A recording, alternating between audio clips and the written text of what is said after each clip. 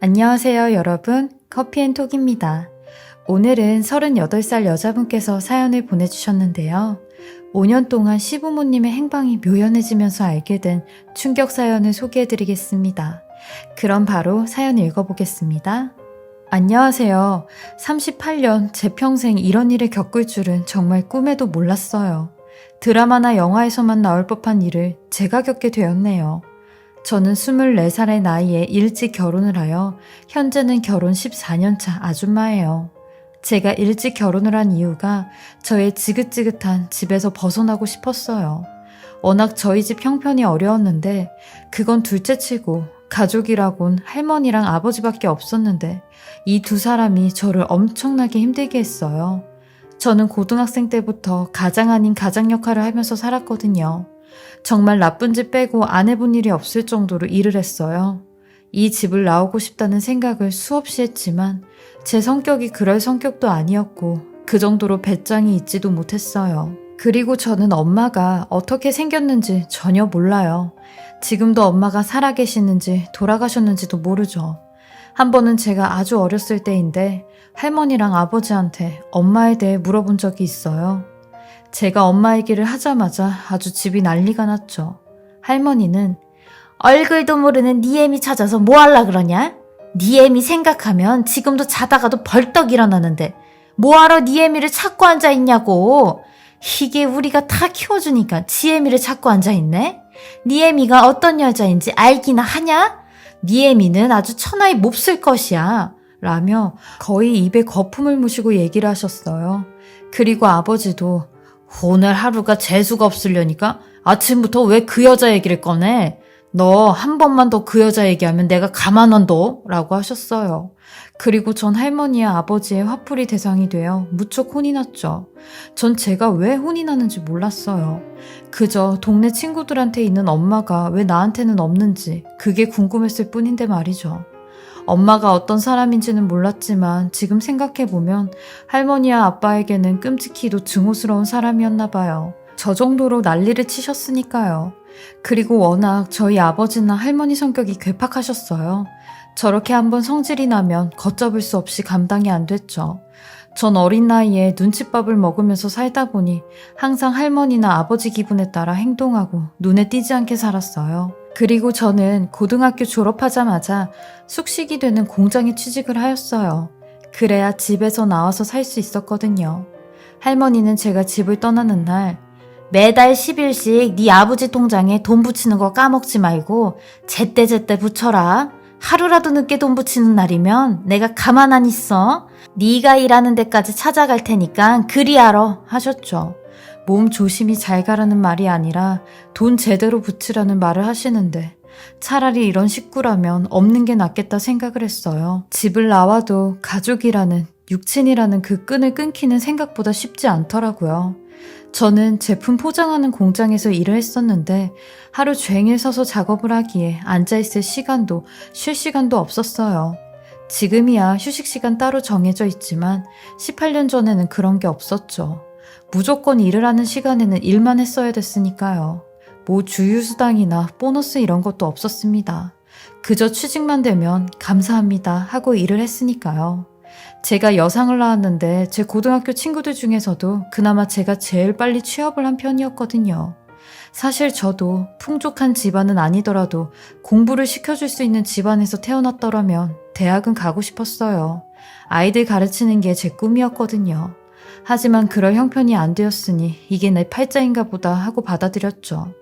20살 초반 여자가 하지정맥류가 다 생겨 종아리에 시퍼런 혈관이 툭 튀어나올 정도로 일을 했어요.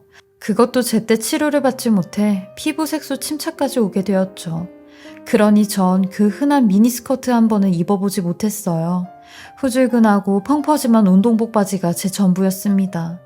주말마다 공장 언니들은 삼삼오오 모여 시내로 쇼핑도 가고 데이트도 하러 가는데 전 그러지 못했던 게 제 월급의 70%를 집으로 보내야 해서 그럴 여유가 없었죠. 그러다 공장에서 한 1년 정도 일을 했을 때였는데 공장 협력업체에서 외근을 나온 새로운 남자 직원을 만나게 되었어요. 서로 얼굴만 알고 인사만 주고받다가 호감이 생겼고 그 남자가 먼저 제게 연락처를 주더라고요. 그렇게 만나게 된 사람이 지금 제 남편이 되었어요. 남편은 저랑 동갑이었는데 동갑인 저와는 달리 사람이 때가 묻지 않았고 얼굴에서도 유복해 보이는 티가 났어요. 저런 사람은 어떤 부모님 밑에서 자라서 저렇게 사랑을 많이 받았을까 생각이 들 정도였죠. 그렇게 한 3달 정도 남편과 연애를 하고 있었는데 남편이 먼저 다경아, 우리 부모님 얼굴 뵈러 우리 집에 가지 않을래? 라고 물어보는 겁니다. 저도 그때 왜인지 모르겠는데 몸이 먼저 알겠다고 하더라고요. 그리고 만난 지 3개월 만에 남편의 부모님을 뵈러 집으로 갔습니다. 근데 남편의 집은 제가 생각했던 것 이상으로 허름한 곳이었어요. 오래된 빌라의 반지하였는데 저는 남편이 이런 곳에서 살 거라고 생각이 안 들었죠. 워낙 풍기는 이미지가 가난과는 먼 사람 같았거든요. 그리고 남편의 부모님을 마주하게 되었어요. 근데 정말 따뜻하신 분들이셨습니다. 남편의 아버지는 2.5톤이나 되는 덤프트럭 운전을 하셨고 남편의 어머니는 버스 운전을 하셨어요. 이렇게 어려운 집안 상황에서도 남편은 그 누구보다 더 밝고 행복한 사람으로 자랐더라고요. 부러웠습니다. 집안 환경은 저랑 별반 다를 것 없었는데 전 부모의 사랑이란 걸 못 받아봤으니까요. 그렇게 전 남편과 4년 연애를 하고 남편의 군대도 기다려줬어요. 그동안 남편의 부모님과 가끔씩 만나서 밥도 먹고 차도 마시고 뭐 있으면 절 많이 챙겨주시곤 했죠. 제겐 부모님 그 이상과 같은 분들이셨어요. 그리고 제 아픔을 누구보다 더 많이 공감해 주시고 이해해 주셨죠. 저는 무조건 이 사람과 결혼해야겠다는 생각을 했어요. 24평생 이 정도로 행복하고 사랑을 받아본 적이 없었거든요. 그리고 남편이 제대를 하고 일자리를 얻고 난 뒤 1년 뒤에 결혼을 하게 되었어요. 저희는 둘 다 각자 집안 사정을 잘 알고 있으니 일단 집은 시부모님과 함께 살면서 악착같이 돈을 모아 분가를 하기로 했어요. 시부모님께서도 그렇게 하라고 하셨고요. 그리고 나서 상견례를 하게 되었는데 저희 할머니나 아버지는 제게 도움이 되지는 못할 망정 제 혼사를 망치려고 드는 사람 같았어요. 특히 할머니는 저희 시부모님에게 대놓고 집안에 딸 하나 있는 거 시집이라도 잘 가면 손녀 덕 좀 보려고 했건만 찢어지게 가난한 집으로 시집을 가네. 아휴, 시집도 지 팔자대로 가는구만. 에휴, 마음에 안 들어 죽겠네. 라고 하시는데 저는 그런 할머니께 할머니 무슨 말씀을 그렇게 하세요? 신뢰되는 말씀이세요. 라고 하니 아버지는 할머니 말이 틀렸냐고 하시며 이게 어디 지 할머니한테 말대꾸를 하고 있냐며 소리를 치셨어요. 전 속으로 망했다 생각했어요. 진짜 이 사람들은 내 인생에 도움이 하나도 안 되는 사람들이구나. 나는 결혼도 못하는 팔자인가 보다 생각이 들고 얼굴까지 새빨개져 고개도 못 들고 있었어요. 근데 저희 시어머니가 네, 사돈할머니, 저희 가난한 집안 맞는데요. 마음만큼은 어느 가족보다도 부자인 사람들이에요. 그래서 우리 며느리 될 아이가 저희 아들을 만난 거고요. 다경이 복 많은 아이예요. 그러니까 사는 데는 큰 걱정 마세요.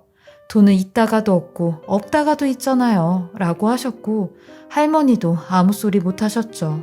그리고 결혼식에서도 저희 집이 문제였는데 아버지는 결혼하는 거 볼 것도 없다며 뷔페 가서 본인 친구들이랑 술이나 마시겠다고 말도 없이 사라지셨죠. 식장 관계자도 아버지를 찾고 난리가 났지만 할머니가 그거 그냥 혼자 들어가면 뭐 덧나냐고 냅두라고 하시는 바람에 결국 전 혼자 식장에 들어갔어요. 남편 얼굴 볼 면목도 없었지만 시부모님 얼굴 본 면목이 더 없더라고요. 그리고 부모님께 인사하는 순서 때 저희 시어머니는 절 꼭 껴안아 주시며 다경아, 우리 행복해지자. 나도 너 많이 아껴줄 테니까 다경이도 우리 집에서 많이 행복했으면 좋겠어.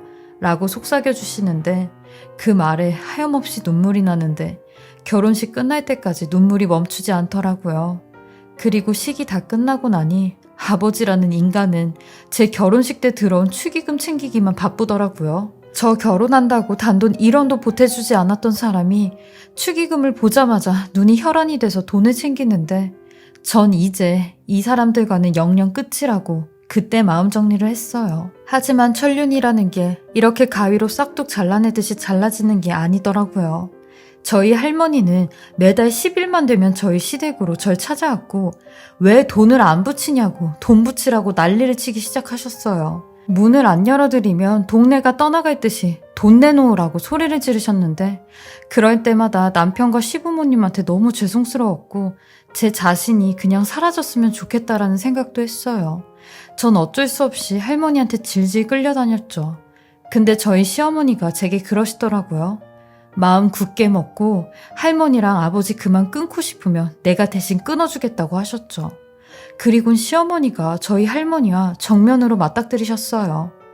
사돈할머니, 제가 이런 말까지 하는 거 선 넘는 건 아는데 이제 우리 다경이 이씨 집안 여자예요.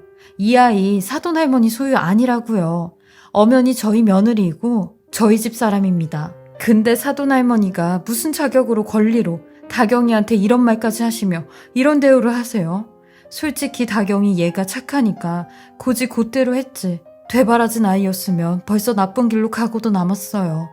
다경이 얘는 24년 동안 사돈할머니랑 바깥사돈한테 할 도리 다 했습니다. 그러니까 이제 그만 제 며느리 괴롭히세요. 저도 사돈할머니가 또다시 이런 식으로 제 며느리 괴롭히면 그땐 가만히 안 있겠습니다. 라고 하셨어요.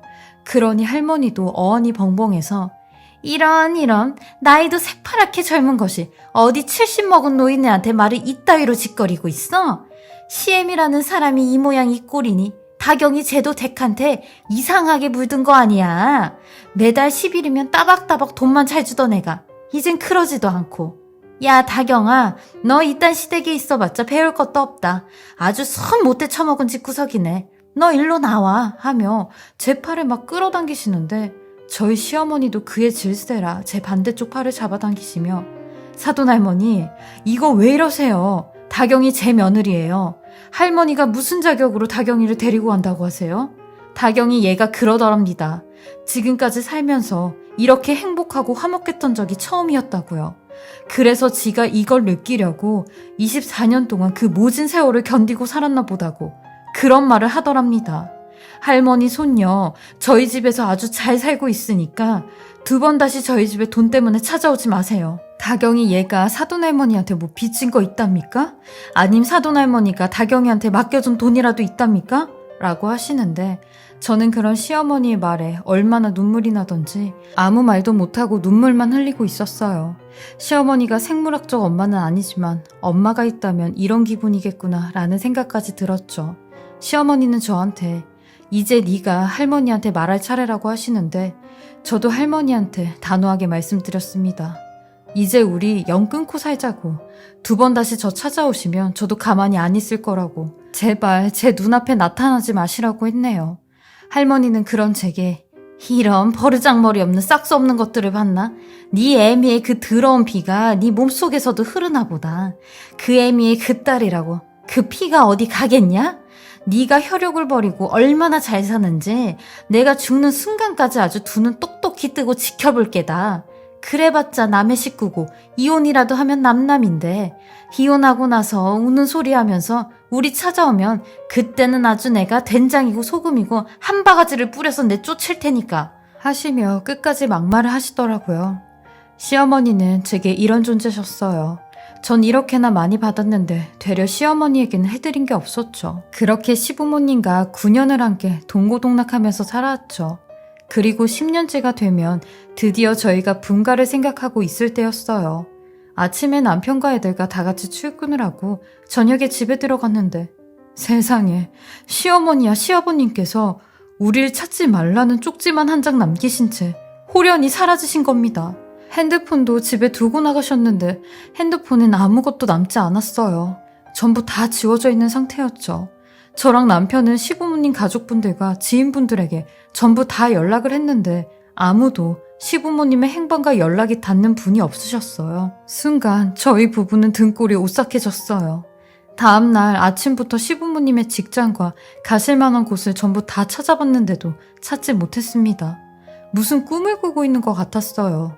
그리고 5일 만에 실종신고를 하였는데 정말 절망적인 게 성인 실종신고의 경우는 범죄 행위의 개연성이 없으면 수사에 착수를 못한다고 하더라고요.